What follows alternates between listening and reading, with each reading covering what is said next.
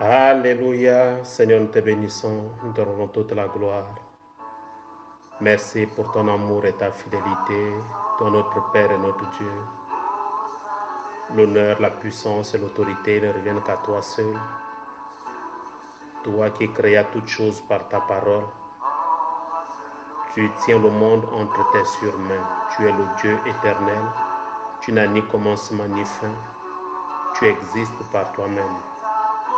Nous te rendons toute la gloire ce soir pour ton amour manifesté à l'endroit de toute l'humanité, où tu envoyas ton Fils unique, Jésus-Christ de Nazareth, mourir pour la rémission de nos péchés. Et c'est d'un cœur reconnaissant ce soir que je te dis merci, Seigneur. À toi la gloire, à toi l'honneur. Au nom de Christ Jésus, nous prions. Amen. Mesdames et messieurs, bonsoir. Nous sommes donc à notre rendez-vous de tous les vendredis sur ce grand thème du séminaire, c'est quoi la grâce? Il est important de rappeler que la grâce est une faveur imméritée. Nous ne méritons pas la grâce. C'est le don de Dieu à tous ceux-là qui croient. Et ce soir, nous allons poursuivre donc sur ce grand thème, c'est quoi la grâce? Ce soir, je vais développer donc un sous-thème tiré donc de l'extrait du cours des leaders, chasser Ismaël. Nous allons ouvrir nos Bibles dans le livre du commencement, Genèse 21, à partir du verset 8 jusqu'au verset 12. Le sous-thème de ce soir, chasser Ismaël. C'est un enseignement qui sera donné en deux phases. Donc la première phase aujourd'hui et la deuxième phase la semaine prochaine, si Dieu le veut. Chasser Ismaël, première partie. Je vais faire la lecture dans le livre du commencement, Genèse 21, les versets 8 à 12. La Bible déclare: l'enfant grandit et fut sévré. Et Abraham fit un grand festin le jour où Isaac fut sévré. Sarah vit rire le fils qu'Agar, l'Égyptienne, avait enfanté à Abraham. Et elle dit à Abraham: chasse cette servante et son fils, car le fils de cette servante n'héritera pas avec mon fils, avec Isaac. Cette parole de plus fort aux yeux d'Abraham à cause de son fils. Mais Dieu dit à Abraham que cela ne déplaise pas à tes yeux, à cause de l'enfant et de ta servante.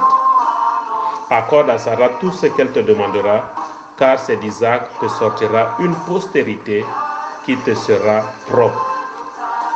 Car c'est d'Isaac où te sortira une postérité qui te sera propre. Telle est la parole de Dieu contenue dans le livre de Genèse, en son chapitre 21, du verset 8 au verset 12.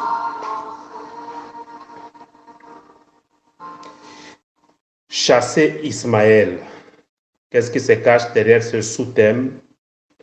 Pourquoi Sarah demande à son époux Abraham de chasser Ismaël et que Dieu vient à la réplique en disant à Abraham d'obéir à l'ordre donné par Sarah?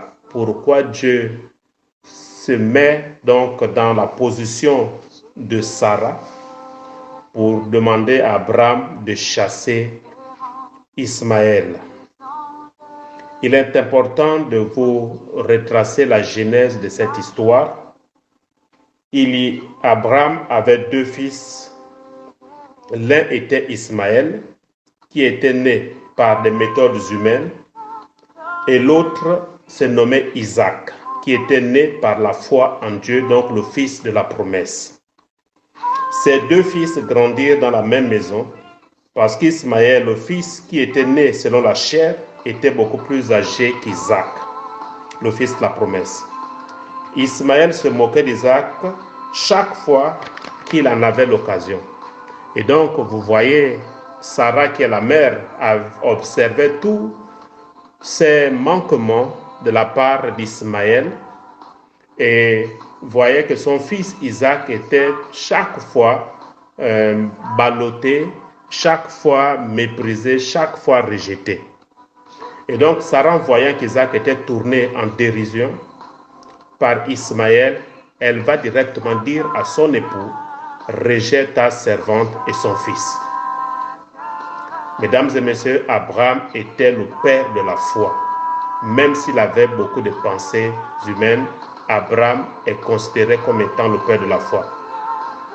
Abraham pensait que bien qu'Ismaël soit né de l'incrédulité à cause de son manque de foi, il est tout de même son fils. C'est le fils d'Abraham, il a le sang d'Abraham dans ses veines. Il est tout de même son fils. Ismaël était presque adulte et Abraham fondait de grands espoirs en lui. Et donc l'espoir d'Abraham se reposait sur Ismaël en disant que ce dernier, après sa mort, devrait prendre donc la succession, devrait succéder à Abraham. Il était donc... Abraham n'avait aucune intention de chasser Ismaël. Loin de là, Abraham n'avait aucune intention de chasser Ismaël. Il était donc profondément ennuyé quand il entendit les paroles de Sarah. Mesdames et messieurs, quand une femme vient vous parler d'une situation, il est important pour nous de méditer et de comprendre, parce que la femme a une grâce supplémentaire par rapport à celle de l'homme. Quand Dieu façonne la femme, l'homme est endormi. Et donc l'homme n'a aucune connaissance de ce que Dieu avait révélé à la femme. Et donc pour comprendre une femme, il faudrait que tu recherches la révélation auprès de Dieu afin qu'il te révèle qui est réellement ta femme. Donc cependant, Dieu aussi dit à Abraham de chasser Ismaël. Et à la lecture de ce verset, je suis fort étonné. Il y a des passages dans la Bible que nous n'arrivons même pas à comprendre. Je me suis dit, comment Dieu, qui est amour, un Dieu miséricordieux, peut-il dire une telle chose? Quand on voit le problème, Ismaël est aussi le fils d'Abraham. Et Dieu aime aussi Ismaël. Pourquoi a-t-il dit de chasser Ismaël? C'est une situation où j'ai eu du mal à comprendre et à accepter. Comment un Dieu plein d'amour peut décider de donner son point de vue afin que l'être humain soit chassé. Ismaël était le fils d'Abraham, bien qu'il soit né de l'incrédulité, mais Dieu demande de chasser Ismaël. Et après quelque temps, nous parvenons à savoir que Dieu n'accepte rien, ce qui est fait par les méthodes des hommes. Dieu n'accepte rien venant des méthodes des hommes, mais qu'il accepte seulement les choses accomplies par lui venant du cœur de Dieu. Mesdames et messieurs, Dieu n'accepte rien venant de l'homme, parce qu'en l'homme, rien de bon ne peut sortir. Nous avons une histoire similaire dans la Bible, c'est l'histoire des offrandes de Caïn et Abel. La Bible dit qu'Abel fit une offrande à Dieu des premiers-nés de son troupeau et de leur graisse. Abel ne savait pas comment faire cette offrande et voulait gagner le cœur de Dieu. Et je me demande quelle offrande plaît à Dieu. Si déjà nous apportons nos offrandes au Seigneur, quelle est l'offrande qui plaît réellement à Dieu? Donc Abel chercha la réponse auprès de Dieu et apprit que le premier-né du troupeau et sa graisse sont l'offrande qui plaît à Dieu. Caïn n'était pas pareil. Les produits et les fruits de sa terre semblaient tellement désirables qu'il les offrit à Dieu. C'était le cœur de Caïn, mais ce n'était pas quelque chose qui plut à Dieu, les fruits de la terre. Que Caïn offrit font référence aux fruits de la terre maudite, mais aussi représentent le produit des pensées de l'homme. Voyez-vous, pour avoir les fruits de la terre, Caïn a dû travailler dur. Et à l'époque, la houe qu'il utilisait, c'était une houe en bois. La terre assez difficile, Caïn donc a peiné à avoir donc le résultat de son dur labeur, donc les fruits de la terre. Il s'est dit certainement avec tous les efforts qu'il a fournis, avec son physique qu'il a mis en exergue, la sueur de son front, il s'est dit certainement Dieu sera impressionné et que son offrande sera agréée. Mesdames et messieurs, Dieu ne peut accepter les fruits du sol qui viennent de la chair. bien qu'elle puisse être en dehors de la foi en Dieu, il y a des choses dans nos vies qui semblent, jusqu'à un certain point, honnêtes et saintes aux yeux des hommes. La plupart des gens pensent comme cela. C'est une personne tellement bonne. Nous donnons souvent des éloges aux gens. C'est une personne bonne, c'est une personne de bonne moralité, c'est une personne gentille, c'est une personne aimable. Cette personne est tellement bonne qu'elle n'a pas besoin de loi. Cette personne est tellement pieuse. Dieu n'a jamais dit cela. C'est la différence entre Dieu et l'homme. Quand vous ouvrez la Bible dans le livre de Jérémie 17, verset 9, la Bible déclare: le cœur est tortueux par-dessus tout et il est méchant. Qui peut le connaître? Dieu dit qu'il n'y a rien de bon dans le cœur de l'homme. C'est complètement différent de ce que pense l'homme. Mesdames et messieurs, vous devez choisir l'un ou l'autre. Abraham prit une servante et un enfant naquit de son manque de foi. Malgré cela, alors qu'il avait beaucoup grandi, Ismaël était considéré par Abraham comme un grand espoir. Cependant, Dieu dit à Abraham de renvoyer cette servante et son fils. Cela veut dire que Dieu n'accepte pas les choses accomplies par les méthodes humaines. Ce que vous faites de bien et honnêtement, ainsi que les remerciements que vous donnez du fond de votre cœur, Dieu ne l'accepte pas. Dieu n'accepte que ce qui émane de Dieu, c'est-à-dire les choses qui viennent du cœur de Dieu. C'est tout ce que Dieu accepte. Tout ce que nous pouvons apporter, le fruit de nos efforts, Dieu n'accepte rien venant de l'homme, parce que le cœur de l'homme est méchant par-dessus tout. Les hommes pensent qu'il y a deux manières de recevoir le pardon des péchés. Soit en se repentant, en priant, avec ardeur, en étant loyal envers Dieu, soit à travers la crucifixion de Jésus. Beaucoup de personnes croient obtenir donc le pardon de leurs péchés en priant fort, en se repentant, en comptant sur leur ardeur, sur leur loyauté à Dieu. Cette méthode est fausse, cette méthode ne te conduira jamais à la repentance. La seule méthode qui te conduira à la repentance, c'est à travers la crucifixion de Jésus. Donc ces deux manières ne peuvent être choisies toutes les deux. Il faut choisir l'une ou l'autre. Si le pardon des péchés doit être acquis par la foi en Dieu, les méthodes humaines doivent être abolies. Si le pardon de mes péchés doit être acquis par la foi en Dieu, mesdames et messieurs, les méthodes humaines doivent être abolies. D'autre part, si vous devez recevoir le pardon par vos efforts et votre zèle, c'est comme si tout ce que Jésus a fait devait être rejeté.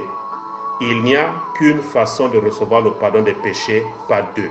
Il n'y a pas deux méthodes pour recevoir le pardon des péchés. Il n'y a qu'une seule méthode. Dieu dit à Abraham de chasser sa servante et son fils. De prime abord, on se dit que Dieu est méchant. Comment Dieu peut-il demander à ce que Abraham puisse chasser une femme et son fils? Chasse ta servante et son fils. Cela signifie que Dieu n'accepte pas les choses accomplies par les méthodes de l'homme. La Bible nous dit que Dieu rejette tout ce qui vient de l'homme. Abraham était le père de la foi, mais plaça son espoir en Ismaël. Abraham pensait: Ismaël grandit si bien, désormais il conduira bien notre famille. Cependant, Dieu dit à Abraham de chasser Ismaël. Moi non plus. C'est assez compliqué. Et certainement tu te poses la question, mais quelle est la moralité de cette histoire? Pourquoi Dieu demande à Abraham de chasser sa servante et son fils? Mesdames et messieurs, nous avons mis nos attentes, nous avons mis notre salut sur nos efforts.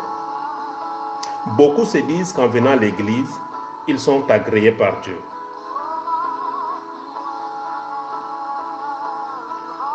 D'autres se disent: puisque je vais à l'église le dimanche, Dieu sera content de me recevoir. Puisque je donne ma dîme, puisque j'ai montré de la compassion envers un mendiant, puisque j'ai fait le travail que je devais faire à l'église, puisque j'ai fait toutes mes prières du soir, puisque je me suis repenti, puisque j'ai jeûné, j'ai prié, j'ai fait ceci, j'ai fait cela. Toutes les personnes beaucoup de personnes mettent leurs ententes sur le moi et refusent de recevoir ce que Jésus a accompli, mais placent plutôt leur espoir dans leurs œuvres.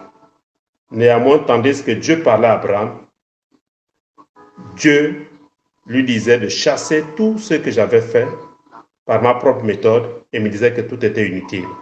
Mesdames et messieurs, quand Dieu demande à Abraham de chasser la servante Ismaël, Dieu est en train de nous demander à nous de chasser tout ce que nous avons pu acquérir par notre propre méthode et qui aujourd'hui semble inutile aux yeux de Dieu.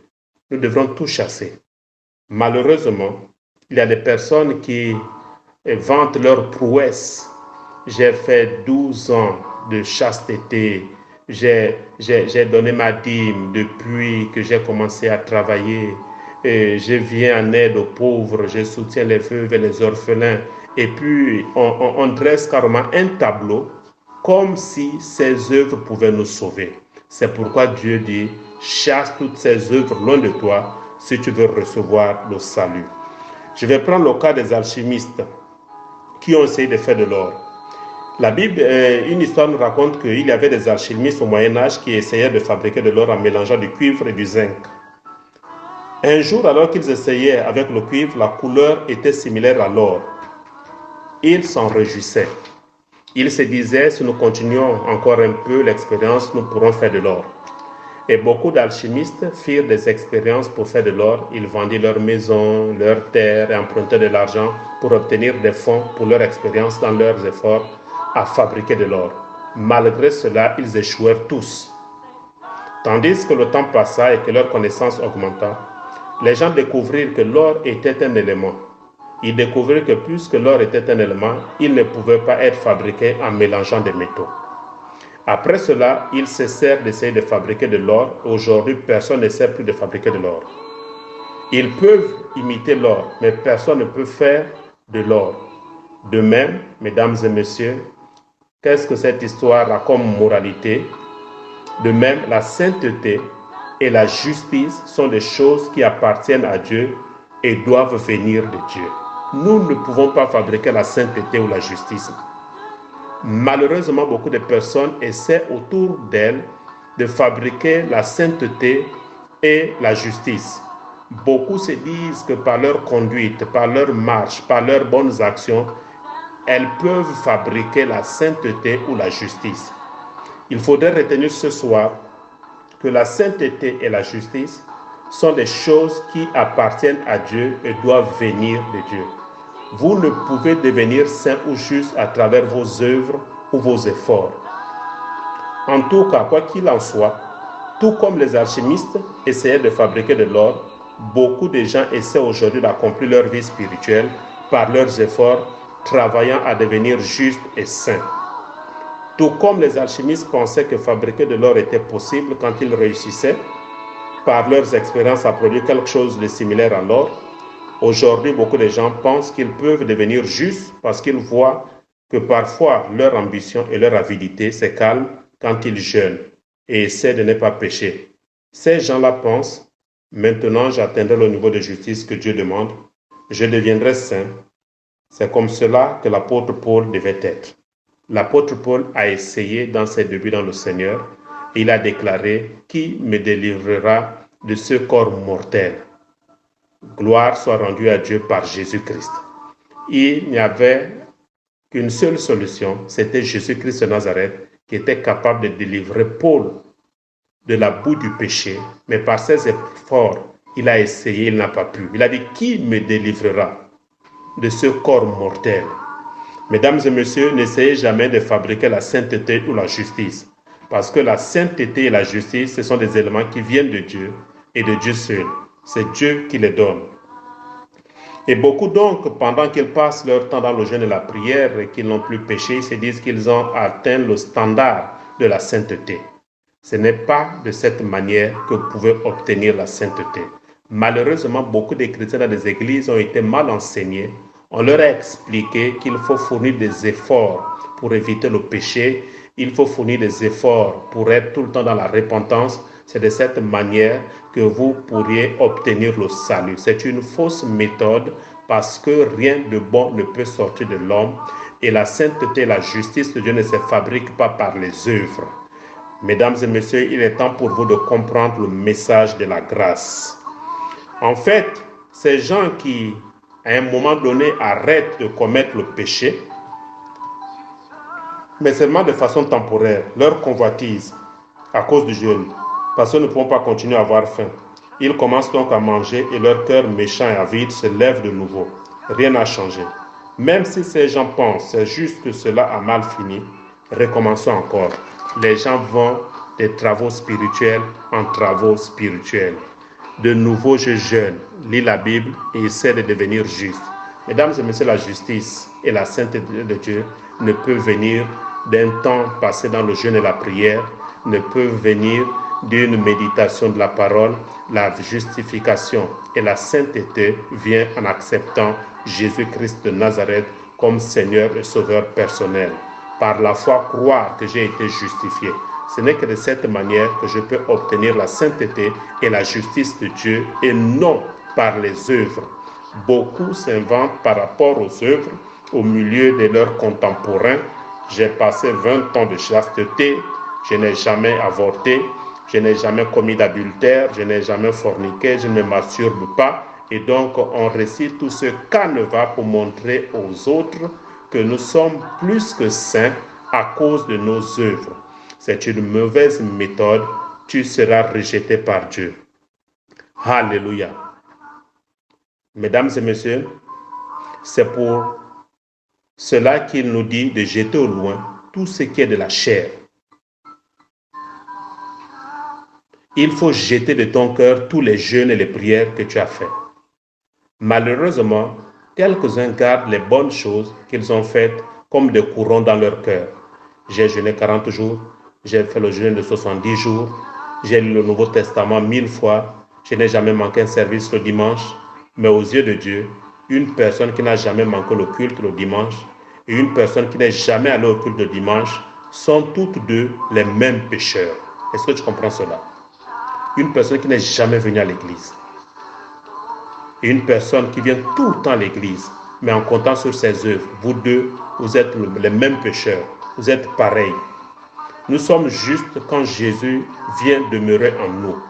Tout ce qui vient de l'homme est la même chose. Mais quand Jésus vient demeurer en nous, tout change. Parmi les fourmis, il y a celles qui ont des grosses pattes et celles qui ont des pattes fines. Quelques fourmis se vantent d'avoir des grosses pattes et d'autres se vantent d'être jolies. Et d'autres vont jusqu'à dire « je suis Miss Fourmi ». Cependant, aux yeux des hommes, cette fourmi et cette autre fourmi sont pareilles. Rien ne change. Tu peux être une fourmi. On peut avoir une fourmi qui a des grosses pattes. On peut avoir une fourmi qui a des pattes fines. Mais aux yeux des hommes, ce n'est que la fourmi. Qu'est-ce qui a changé? Rien n'a changé. Il peut avoir un oiseau qui a un plumage rouge, un autre oiseau qui a un plumage blanc, mais aux yeux des hommes, tu es toujours oiseau. Rien n'a changé. Alléluia. Une tortue qui gagne la médaille d'or à la course des Jeux olympiques de la tortue ne peut être que lente aux yeux des hommes. Vous pouvez, on prend le cas d'une tortue qui a été championne aux Jeux olympiques des tortues. Mais aux yeux des hommes, qu'est-ce qui a changé? Tu es toujours tortue et tu es toujours lente. Et donc rien ne peut changer. Vous pouvez être propre à vos yeux, aux yeux de vos voisins. Vous pouvez aussi être fidèle. Vous pouvez même être honnête. Mais aux yeux de Dieu, nous sommes tous les mêmes humains sales. Dieu nous a déjà notés. Nous sommes tous les mêmes humains sales et Dieu nous a déjà notés. C'est pourquoi dans l'épître aux Romains, en son chapitre 3, le verset 10, la Bible dit « Il n'y a point de juste, non pas même un seul. » Il n'y a pas de juste, même pas un seul. Mesdames et messieurs, écoutez-moi très bien. S'il n'y a pas de révélation, l'opportunité d'être guéri est perdue. Parce que l'homme ne peut être juste par lui-même, Dieu envoya son Fils Jésus-Christ. C'est le point de départ. L'homme par lui-même ne peut être juste. L'homme par lui-même ne peut se justifier. Et qu'est-ce que Dieu fait? Dieu trouve un plan salvateur. C'est son Fils Jésus-Christ de Nazareth. Cependant, nous avons mis Jésus-Christ de côté. Le plan du salut de l'homme, c'est Jésus. Mais nous, qu'est-ce que nous avons fait? Nous avons mis Jésus-Christ de côté. Et essayons de devenir bons, saints et fidèles par nous-mêmes. Nous essayons nous-mêmes de ne pas pécher. Jusqu'à un certain point, il semble que cela fonctionne et les gens y mettent tout leur espoir. Mais cela ne devrait pas fonctionner. Sans Jésus, rien ne peut fonctionner dans ta vie. Même si tu essaies d'être saint, tu essaies d'être juste aux yeux des hommes, tu essaies d'être fidèle, sans Jésus, cela ne peut fonctionner. C'est un problème quand cela marche bien. Même au temps de Jésus, c'était les prostituées, les publicains et les gens comme cette femme, prises en flagrant délit d'adultère, qui recevaient la grâce de Jésus. Les scribes et les pharisiens qui pensaient qu'ils faisaient le bien allaient à la compte de Jésus. Un olivier sauvage devrait porter des olives sauvages. S'il porte de bonnes olives, il y a un sérieux problème. Nous, hommes sales, dégoûtants et méchants, devrions porter la méchanceté et commettre les péchés. Si nous, qui sommes des hommes sales, nous faisons le bien, il y a un problème. Mesdames et messieurs, un olivier sauvage ne peut produire que des olives sauvages. Mais si un olivier sauvage produit des bonnes olives, c'est qu'il y a un problème. Et nous qui sommes sales, nous qui sommes méchants, si nous produisons la bonté, c'est qu'il y a un problème. Nous devrions être sales. Nous devrions être sales. Il ne peut y avoir qu'un seul qui est bon, et c'est Dieu. Vous savez l'histoire du jeune homme riche. Qu'est-ce qu'il faut faire de bon pour mériter la vie éternelle? Jésus dit, pourquoi me parles-tu au sujet de ce qui est bon? Un seul est bon. C'est Dieu seul qui est bon. Vous devez premièrement découvrir qu'il n'y a rien de bon en vous, afin d'avoir la vraie foi. Il faut donc rejeter tout ce que vous avez mis en vous comme carapace. Reconnaître que rien de bon ne peut sortir de vous. C'est le point de départ. Il faut mourir en soi-même. Ne pas croire à ses œuvres. Ne pas croire à toutes les acclamations données par les hommes. Il faut mourir.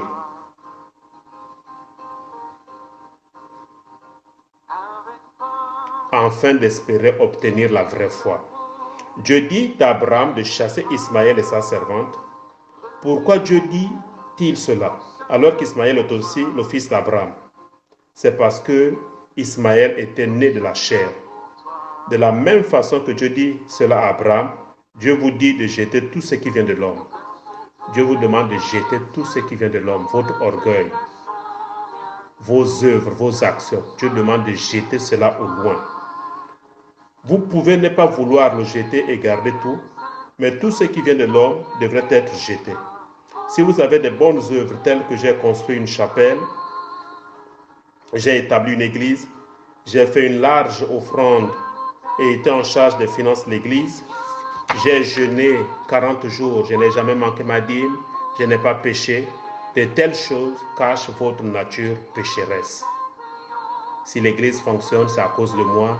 Je me suis investi pour que cette église tienne debout. J'ai construit l'église. J'ai ouvert 14 maisons de prière.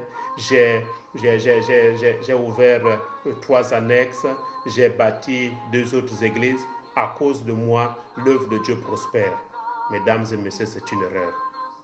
Ces choses-là, ces œuvres-là ne peuvent procurer le salut.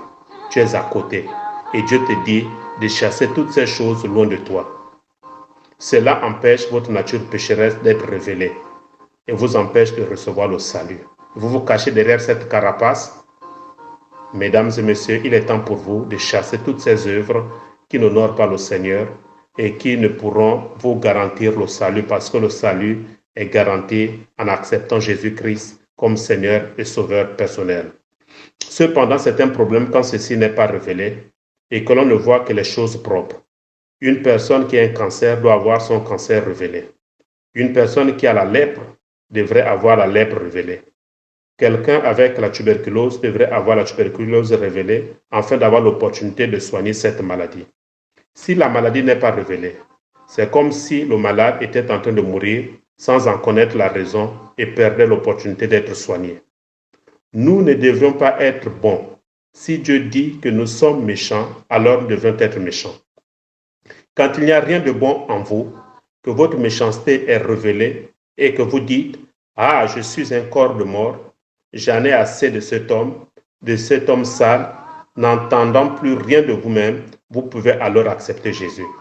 Cependant, Satan essaie constamment de révéler la bonté qui est en nous et nous amène à penser qu'il y a quelque bonté en nous. Cela nous empêche d'aller vers la foi en Dieu et nous fait croire que nous pouvons espérer en nous-mêmes. Mesdames et messieurs, nous devons renoncer à la fameuse bonté que le diable vient souffler à nos oreilles. Rien de bon ne peut sortir de l'homme. Nous devrons tout abandonner, tout rejeter et accepter rien que Jésus-Christ de Nazareth. Jetez tout au loin et tournez-vous vers Jésus. Abraham était content d'Isaac, mais mettait aussi beaucoup d'espoir en Ismaël. Dieu dit qu'Ismaël doit être chassé. C'est aussi vrai pour nous. Nous avons beaucoup de choses que nous avons reçues lorsque nous comptons sur Dieu, mais nous avons aussi beaucoup de choses qui viennent de la bienveillance que nous avons exercée, de la bonté que nous avons prodiguée, de la compassion que nous avons donnée aux autres.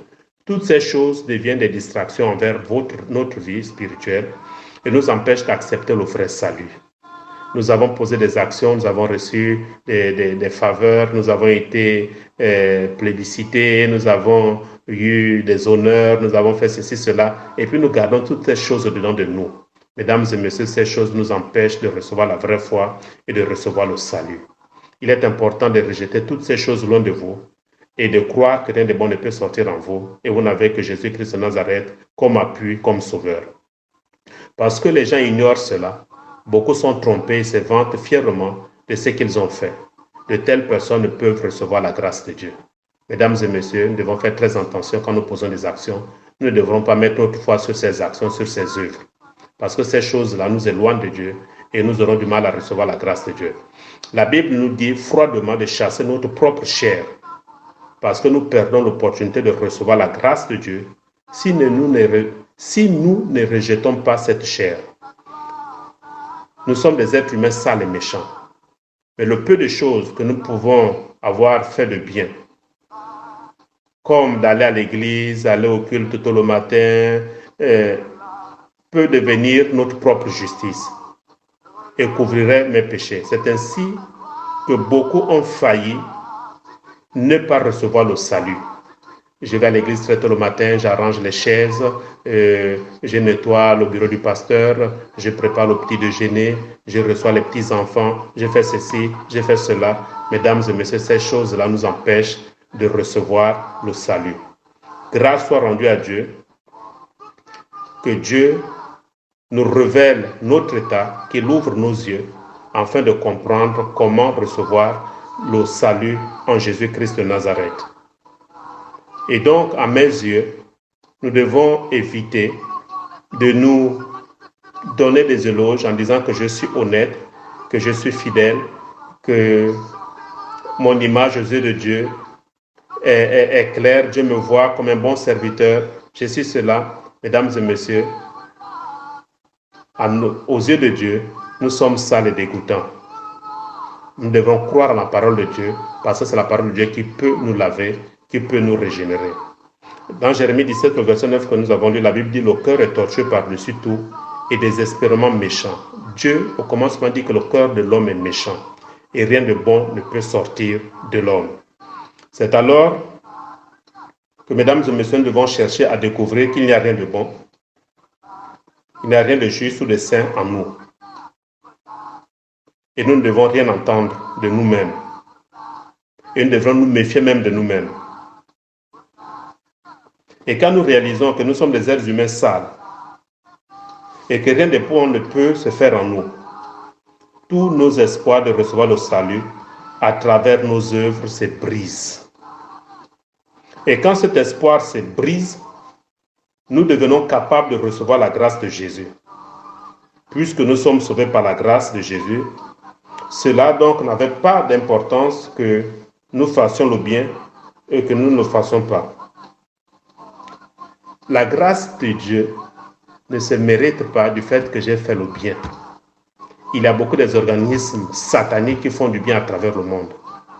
Il y a des organisations qui font du bien à travers le monde.